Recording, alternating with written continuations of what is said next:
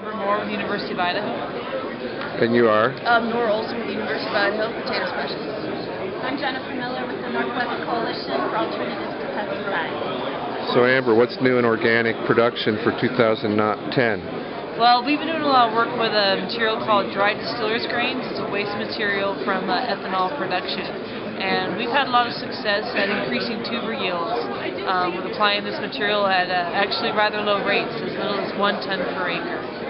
What's it replacing? Or not necessarily replacing anything, because we are desperate for nitrogen sources in Idaho, especially for organic production, and so it's kind of a new thing to look at. We have been using compost and rotations with alfalfa, but they just haven't been providing the nitrogen that we need for competitive tuber production. Anything else you want to talk about from 2009 research, or what you're looking at in 2010? In 2008, we looked at things like compost, dairy manure, and fish emulsions as primary nutrient sources, with not a lot of success. So we're looking at other nitrogen-rich sources, such as distillers grains. We also looked at Chilean nitrate, but it did okay when we didn't add distillers grains, but once we started adding distillers grains, we didn't see much of an effect. And we were pretty happy about that, because the Chilean nitrate is actually not a very sustainable organic fertilizer to be used as a nitrogen source. Okay. Nora, what's new for you? Well, you know what? We've done some great collaboration here with Amber in our organic field at Kimberly, Idaho, at the University of Idaho Research Station there. And we look at more varieties, though, and looking to see what are the best, how will a variety respond under our organic production system. And that way that we can give our growers some ideas on, hey, what to expect with this yield, size profile, quality, things like that. So we're really trying to kind of come up with some ideas and getting used to an organic system on station and what we need to do.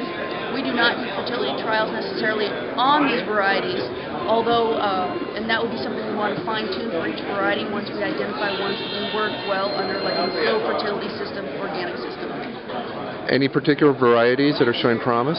You know, there's a few, but you know what's interesting with every variety, of course, some have some great characteristics, and then, you know, there's maybe some downfalls, pros and cons to each one. And so some are going to look pretty good for yields, although maybe they don't store as well. And so we'll just keep identifying ones that you might have to just kind of patchwork. We want to have long-term storage. We're also continuing our work with organic storage management practices, using low storage temperatures, variety selection, as well as then some of these essential oils to actually physically damage sprouts throughout the whole storage season. Jen, what's new with you? Well, we're a non-governmental organization, and we really are wanting to help get more information out to producers on organic methods, and also some of the Farm Bill programs that are available for organic farmers. In 2009, Congress, through the Farm Bill program, made $50 million available for organic farmers across the country, and that was through the Environmental Quality Incentives program, the Organic Initiative. Here in Idaho, organic farmers and those actually interested in transition were able to access $400,000. So it's really a potential benefit to help maybe try some of these practices that Nora and Amber have been talking about, and certainly to help new growers transition to organic production.